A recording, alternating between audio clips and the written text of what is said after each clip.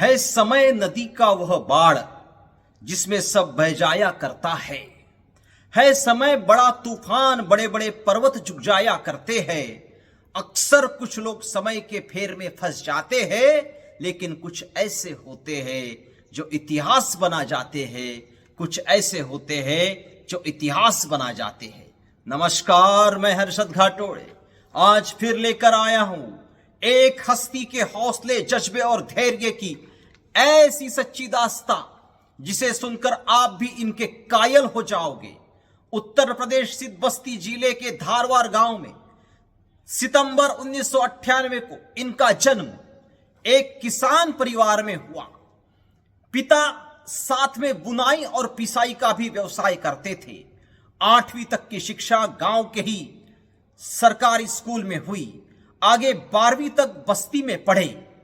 गांव से school 7 kilometre था, जहां ये साइकिल से आना जाना करते थे।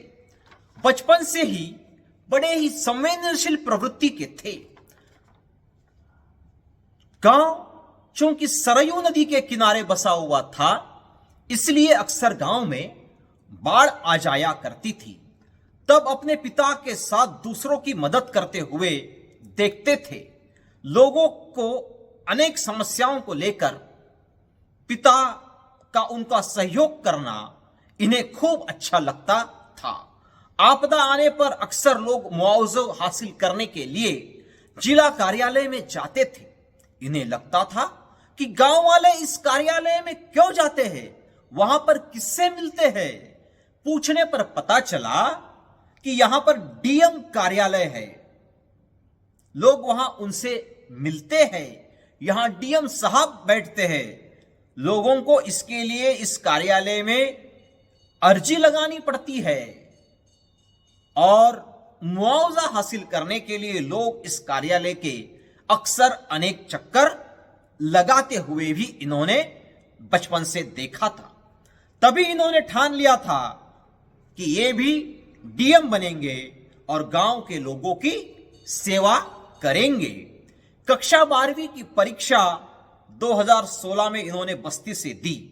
हिंदी माध्यम से विज्ञान लेकर यह परीक्षा पास भी हो गए। पश्चात इलाहाबाद शहर का आकर्षण इन्हें बचपन से ही था, इसलिए आगे की पढ़ाई हेतु इन्होंने इलाहाबाद का रुख किया और इलाहाबाद के केंद्रीय विश्वविद्यालय में इन्होंने प्रवेश परीक्षा हेतु आवेदन दिया और वहां की प्रवेश परीक्षा इन्होंने उत्तीर्ण की। इस प्रकार अपनी जन्मभूमि से अपनी कर्म भूमि पे इनका आना हुआ। जब 11वीं 12वीं में पढ़ते थे, तब सरकार की ओर से इन्हें एक मुफ्त में लैपटॉप मिला हुआ था और तभी इन्होंने यूपीएससी के पेपर्स को डाउनलोड कर लिया था। जब ये यूनिवर्सिटी में 2nd और 3rd ईयर में थे, तब एनसीईआरटी की किताबों को पढ़ना इन्होंने आरंभ कर दिया था। यूपीएससी को समझने के लिए इन्होंने 2 बार एनडीए और 1 बार सीडीएस की भी परीक्षा दी। 2019 में इनका बीएससी पूर्ण हुआ।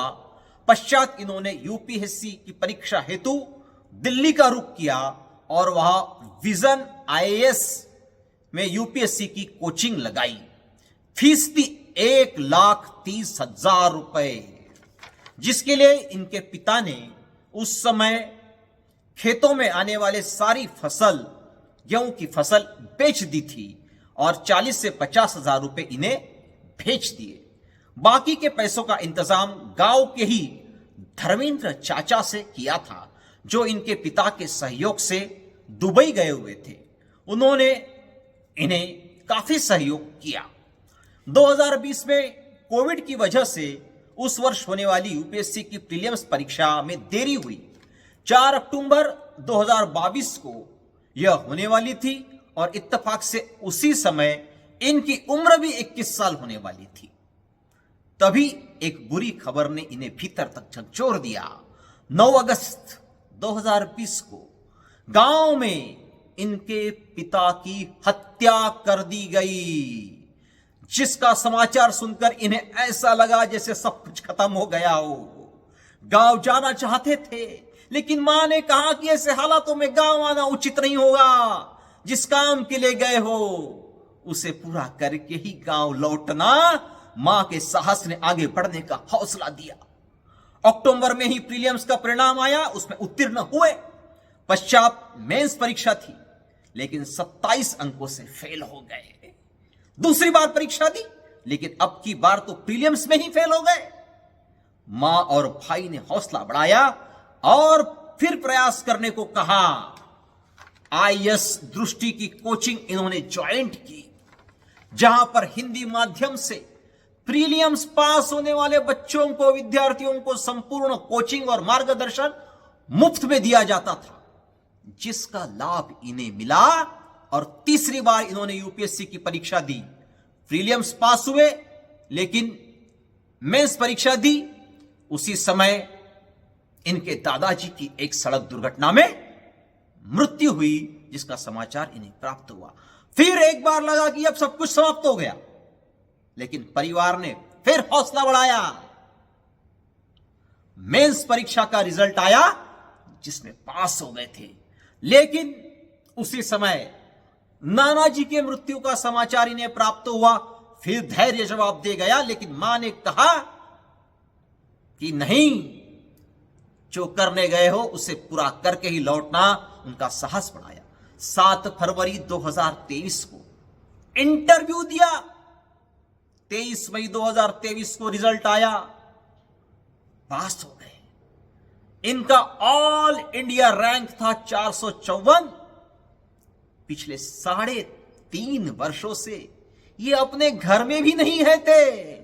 उन्हीं की जुबानी वे कहते हैं कि यह परीक्षा नहीं थी, यह दायित्व, कर्तव्य बोध, दृढ़ संकल्प एवं नैतिक मूल्यों की परीक्षा थी। जी हां, मैं बात कर रहा हूं श्री बजरंग प्रसाद यादव की, जिन्होंने 2022 की यूपीएससी परीक्षा 454वां रैंक हासिल कर उत्तीर्ण की और अपने परिवार और प्रदेश का मान बढ़ाया। विपरीत परिस्थितियों में भी अपने लक्ष्य से नहीं डिगे और अपने पिता के सपने को साकार किया। साथ ही ग्रामीण समाज के बच्चों के सपनों की पूर्तता भी की। इसलिए मैं बस इनके लिए इतना ही कहना चाहूंगा, बुझी क्षमा भी चल सकती है, बुझी क्षमा भी चल सकती है, तूफान से कश्ती भी निकल सकती है।